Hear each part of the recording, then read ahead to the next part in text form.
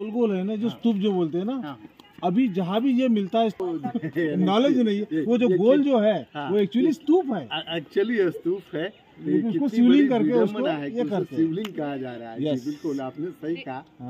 तो एक्चुअली जैसे बहुत सारे लोग यहाँ देखते हैं तो वो कहते हैं कि ये शिवलिंग तो नहीं है, तो उनको हम लोग उनके कंफ्यूजन को दूर करते हैं कि भाई ये स्तूप है, ये शिवलिंग नहीं है।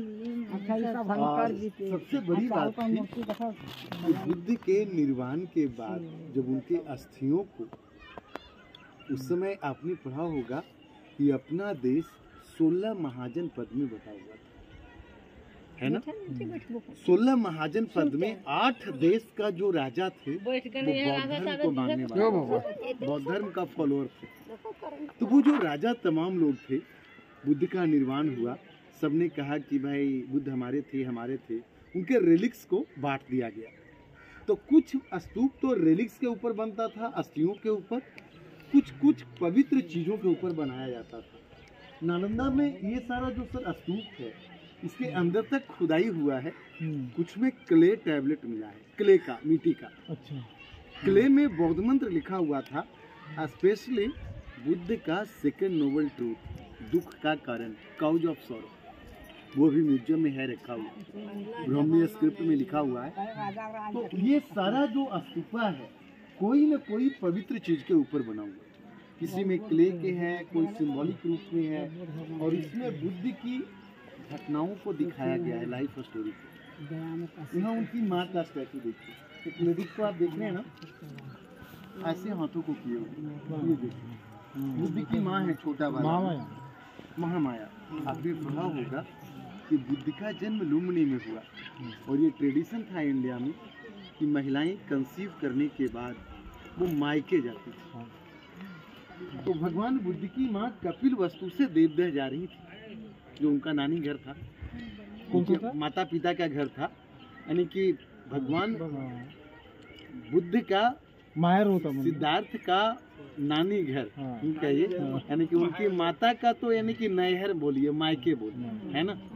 देवदह सुदोधन का जो घर है वो कपिल वस्तु, और उनका ससुराल देवदह कहिए, अभी नेपाल के बॉर्डर में है। बीच रास्ते में लुम्बिनी वन था, तब उनकी माँ जब मायके जा रही थी डोली से, तो अचानक उनको प्रसव पीड़ा शुरू हो गई। जब प्रसव पीड़ा शुरू हुई तो साल वृक्ष की टहनियों को उन्होंने डोली से उतरकर साल के ब्रांच को पकड़ लिया, वहाँ बेबी का जन्म हुआ, है ना। तो उसी आर्टिस्ट ने उस पोज को दिखाया है, उस स्टोरी को, कैसे उनकी माँ ने जन्म दिया सिद्धार्थ को लुम्बिनी वन में। तो वहाँ सर वो पोज है, ये आपने बोधगया में अर्थ टचिंग पोज देखा होगा, भूमि को छूते हुए, भूमि स्पर्श मुद्रा। बुद्ध जब ध्यानमग्न थे, सुजाता के हाथों से खीर खाने के बाद, क्योंकि अभी सुजाता का गांव है बोधगया में, गए हम जाके आए। तो जब वो पीपल वृक्ष के निकट ध्यानमग्न थे तो मार का आक्रमण हुआ। मार कहा गया है द गॉड ऑफ इविल। तो बुद्ध ने भूमि को छुआ और कहा, माँ भूमि तुम साक्षी हो, गवाह हो कि मैं ज्ञान प्राप्त करूंगा। तो आर्टिस्ट ने ये पोज बनाया भूमि को छूते हुए कि भाई भूमि साक्षी है। ये प्रीचिंग पोज है, उपदेश मुद्रा। बुद्ध ने पहला उपदेश सर सारनाथ में दिया, उधर से आना पड़ेगा। हाँ। और ये है ब्लेसिंग पोज, वरद मुद्रा, और वो लास्ट में है महापरिनिर्वाण पोज, कि बुद्ध को कुशीनगर में महापरिनिर्वाण हुआ। तो बुद्ध की जो शिक्षाएं थी ना, एक जमाने में बहुत प्रासंगिक था, बहुत साइंटिफिक था। तो महायाना बुद्धिज्म आगे चलकर बौद्ध धर्म को और आगे बढ़ाने के लिए महायाना संप्रदाय की शुरुआत हुई, और महायान के लोगों ने अनेक देवी देवताओं की रचना की और आइडल वर्शिप की शुरुआत हो गई, जैसे हिंदुओं में होता है। अभी हमारे यहाँ जो ग्रामीण महिलाएं हैं बिहार में, तो हाँ, ये बिहार में जो बहुत सारी महिलाएं हैं ना, एक ट्रिक के साथ उनको धार्मिक रूप में सब लोग, यानी कि हैं जो गांव में महिलाओं का एक समूह बना हुआ है, उनको क्या बोलते हैं,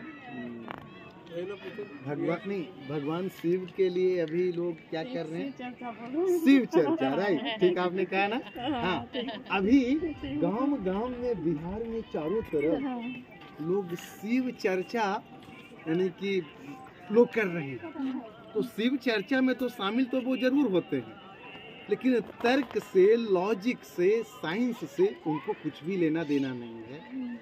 लोग अखंड तो कर रहे हैं, तालियां बजा रहे हैं, लेकिन मन की शांति नहीं है।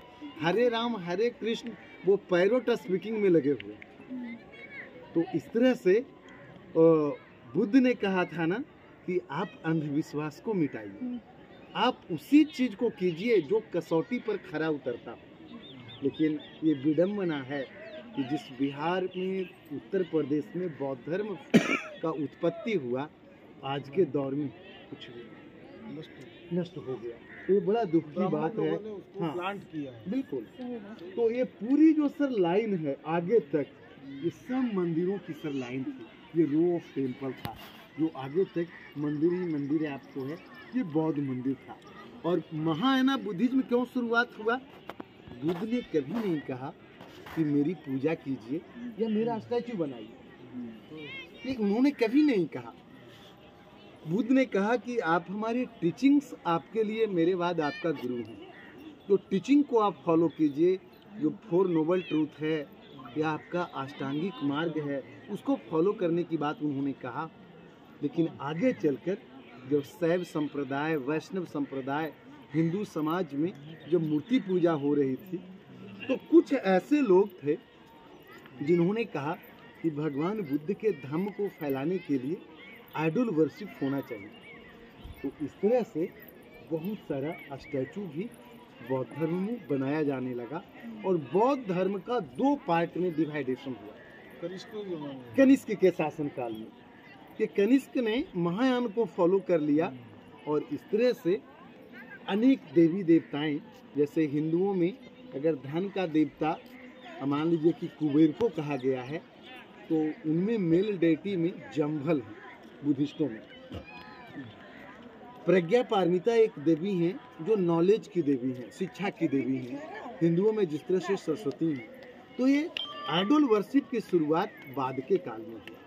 लेकिन जहाँ कोर नॉलेज है, जो मूल तत्व, जैसे कि श्रीलंका में अभी भी आपको बुद्ध के फॉलोअर हैं, वो बुद्ध के कोर नॉलेज को फॉलो करते हैं। और जापान, थाईलैंड, वियतनाम, चाइना, ये सारा देश में है जो महायाना संप्रदाय की शुरुआत हुई। और नालंदा महायाना बुद्धिज्म के साथ साथ थेरावादा बुद्धिज्म का एक बड़ा केंद्र था। बाद में वज्रयान का भी शाखा हुआ। थेरवाद इसमें ब्रह्मदेश में। जी। तो इस तरह से ये सारा एक जैसा टेम्पल है। और ये आगे आप देख रहे हैं ना, ये सारा है जो ऑलमोस्ट हॉस्टल है। ये भी स्तूप था, ये भी स्तूप था। ये जो चेयर जैसा देख रहे हैं ना, ये भी स्तूप था। इसका एक ब्रोकन पार्ट यहाँ पर रखा हुआ है। जहाँ ये जो टेम्पल आप देख रहे हैं ना, वहाँ ब्रोकन पार्ट रखा हुआ है, टूटा हुआ भाग। तो यहाँ से आगे बढ़कर हम लोग चलेंगे कम्युनिटी किचन को देखने के लिए, जहाँ बच्चे लोग खाना बनाते थे।